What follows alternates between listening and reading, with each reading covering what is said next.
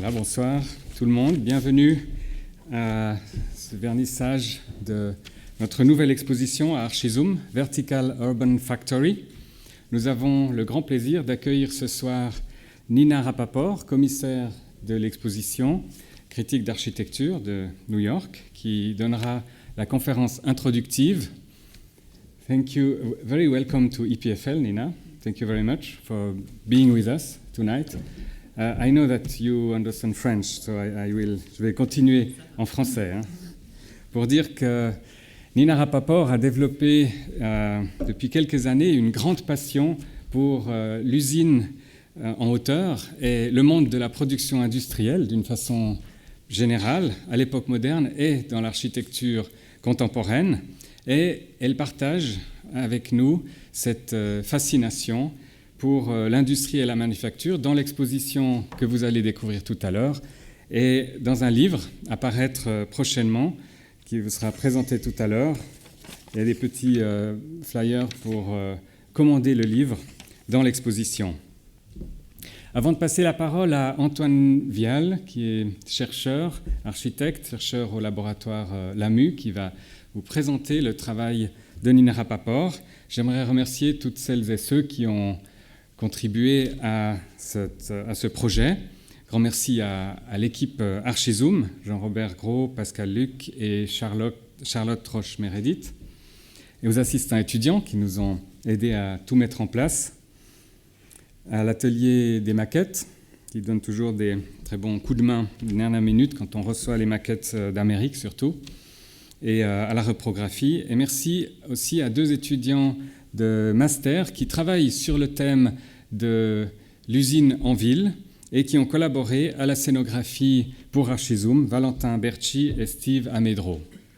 Merci aussi à tous nos soutiens, MacroArt, Geta Roman et Abvent, et ainsi qu'aux nombreux contributeurs qui ont rendu possible ce projet. Ils sont tous cités à l'entrée de l'exposition et nous en sommes très reconnaissants. Donc je passe la parole à Antoine Vial. Merci Antoine. Et je vous souhaite à tous une excellente soirée. Merci.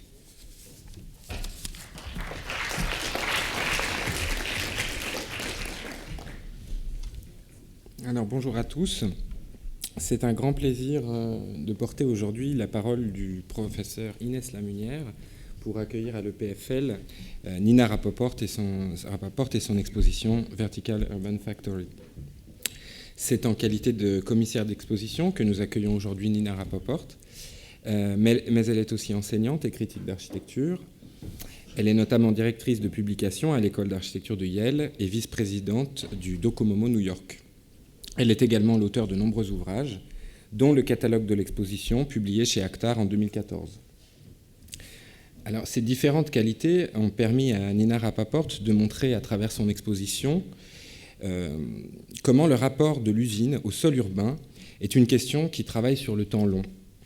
En effet, son exposition comporte 3 sections, l'usine historique, l'usine contemporaine et l'usine du futur, à travers plusieurs scénarios. Elle montre également comment ce thème croise plusieurs enjeux contemporains, urbanistiques, sociétaux et environnementaux bien sûr, mais aussi logistiques et disons sémantiques ou symboliques. Au LAMU, nous sommes depuis longtemps sensibles au travail de Nina Rapaport pour plusieurs raisons. D'abord, sans doute parce qu'elle convoque une certaine culture de la modernité, des formes qu'elle a produites, mais aussi de son rapport aux fonctions urbaines. Ces thèmes apparaissent de manière particulièrement prégnante lorsqu'on s'intéresse au thème de l'industrie et plus globalement à celui des infrastructures, en interrogeant les synergies qu'ils peuvent entretenir avec les autres composantes de la ville, mais aussi leur capacité à faire image ou paysage. Et enfin, la façon dont ils peuvent constituer un levier de transformation de la ville sur elle-même. Plus globalement, la présence de l'exposition Vertical Urban Factory à l'EPFL revêt un intérêt tout particulier en ce sens qu'il fait écho à plusieurs champs de réflexion qui font l'objet d'un vif questionnement au sein des différents laboratoires d'architecture et d'urbanisme à l'EPFL. À savoir, en particulier, une réflexion sur la modalité de répartition et d'implantation des activités dans la ville et sur le territoire. À travers ce thème de l'Urban Factory, se dessine en effet peut-être une remise en cause du rapport habituel entre centralité et aire productive. Elle induit sans doute également un questionnement sur l'échelle et le dimensionnement des services urbains, autant que sur une reformulation des équilibres entre local et global. Et je terminerai en soulignant qu'à travers cet adjectif de vertical que Nina Rapaport a souhaité adjoindre à cette notion de Urban Factory, c'est bien vers une inventivité, ou peut-être faudrait-il dire une réinventivité de l'espace et des formes architecturales que tend l'exposition qui vous est présentée ici.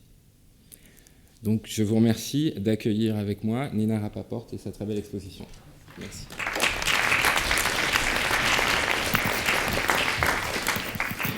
Merci beaucoup à tous ici à Lausanne, particulièrement Inès Lamounière qui a commencé la relation et nous sommes des collègues de plusieurs années, et aussi Cyril qui a travaillé beaucoup avec moi par email et Skype et tous, et ici les derniers 3 jours c'était très bien de le faire ensemble. C'est beaucoup plus intéressant de travailler en in situ. Et aussi, merci à Valentine et Steve et Harry Guger pour m'inviter d'être sur la critique aujourd'hui. Et je crois que ça suffit avec la française parce que tout mon travail est en anglais maintenant. Donc, I will switch to English. And if I'm speaking too fast, just let me know. But we'll have questions at the end, and you're welcome to ask them in French. I think that's easier for you. So today's talk, I will provide a context of the exhibition, Vertical Urban Factory, and provoke a discussion about the worker, the factory technology, and the city. In a few different aspects, I think I'll give a bit of an overview of some of the work in the show and focus on, in particular, on the topic of the factory as spectacle, which pertains also to the architecture of the factory. So the Czech philosopher Wilhelm Flusser describes mankind not as Homo sapien, but instead as Homo faber, man as maker of things. He said, as true mankind, we form societies and make things in production centers called factories. One can see this in archaeological studies of remains of cultures. Thus, he suggests that one way to find out about man is to examine these spaces. He also suggests that we actually learn more looking at workshops and the guilds, because that is where the common man works, whereas art was produced by and for privileged classes or in monasteries. He recommends that if we want to find out about the past, present, or future, we need to ask questions about factories of each time period, the first, second, and what we are now in, the third industrial revolution. Vertical Urban Factory in many ways begins with Flusser's premise and has evolved into research and exhibition that expanded over the years to also include advocacy projects in New York, where I'm trying to push urban manufacturing in the city. My team includes graphic designer Sarah Gebhardt, editorial and curatorial consultants Jamie Chan and Ann Holcomb, Nilas Klingel, and Jessica Morris, as well as numerous young architects who you'll see have worked on the models in the exhibition, and Eric Breitbart, a filmmaker from New York, who tirelessly helped me edit these historic films. With them and my students, I've been investigating the factory, its architecture as a place of production, and the technology of production that impacts workers, and how these spaces influence urban form and life. This study, exhibition, and book, to be out in May, ultimately, I do hope will challenge and make city officials and urban planners question the role of the factory in the city and how we can reinsert manufacturing again.